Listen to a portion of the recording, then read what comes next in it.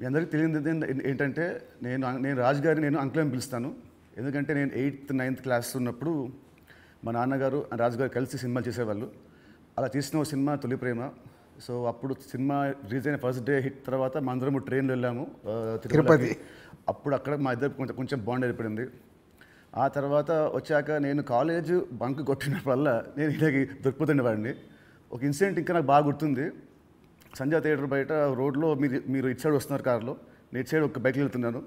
సినిమాలో ఒక hero heroine చూసినట్టు లుక్స్, అంత బిజీ రోడ్లో ట్రాఫిక్లో మీరు నన్ను చూడడం నేను మిమ్మల్ని చూడడము చూసి నేను భయపడిపోయి మీకు కాల్ చేసి అంకుల్ ఇంట్లో చెప్పకుండా చెప్పడము, థ్యాంక్ యూ మీ ఇంట్లో చెప్పలేదు, మీరు చెప్పుంటే అప్పుడు నాకు పగిలిపోయి ఉండేది.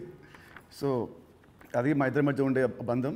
సో ఆ తర్వాత కలిసి నేను హీరో అయ్యాను, తను ప్రొడ్యూసర్ అయ్యాడు. అండ్ అంకుల్ ఫస్ట్ మీ ఇండస్ట్రీకి వచ్చింది నాకు గుర్తున్నంత వరకు మీరు హీరో అవుదాం వచ్చారంట, కరెక్టా కాదా? ఒక సినిమా స్టార్ట్ కూడా అయింది, మధ్యలో అయిపోయింది. ఇది కరెక్టా ఫాల్సా? కాదు, ఫాల్స్. పక్క పక్క పక్క ఫాల్స్. ఓకే, మీ ఫస్ట్ సినిమా దిల్. ఆ సినిమా స్టార్ట్ ఎలా అయిందంటే అప్పటికి ఆది ఇంకా రిలీజ్ అవ్వలేదు, జయం రిలీజ్ అవ్వలేదు. వినాయక్ గారిని మా నాన్నని హోటల్లో కూర్చోబెట్టి ఎప్పుడో సినిమా రిలీజ్ కంటే ముందే మీరు దాన్ని లాక్ చేశారు. అసలు మీ నమ్మకం ఏంటి, మీ ధైర్యం ఏంటి? రిలీజ్ కాకముందే అప్పటికి ఆది మూవీ రిలీజ్ అయింది, నీ జయం రిలీజ్ కాదు. అప్పటికి ఆది రిలీజ్ అయ్యి వినయ్ నేను బేగంపేట సైడ్ వెళ్తున్నాము, నీ జయం పోస్టర్స్ ఉన్నాయి. ఓకే. సో జయం పోస్టర్ చూసి అన్నాక ఎవరి కుర్రాడు భలే ఉన్నాడంటే మా సుధాకర్ రెడ్డి కొడుకు జయం సినిమాతో లాంచ్ అవుతుండే, భలే ఉన్నాడన్నా నీ సినిమా అయినతో చేద్దామా అన్నాడు.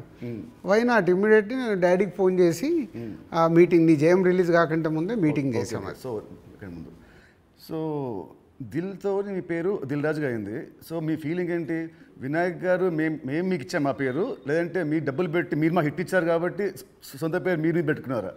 అంటే జనాలు ఇచ్చారు అది.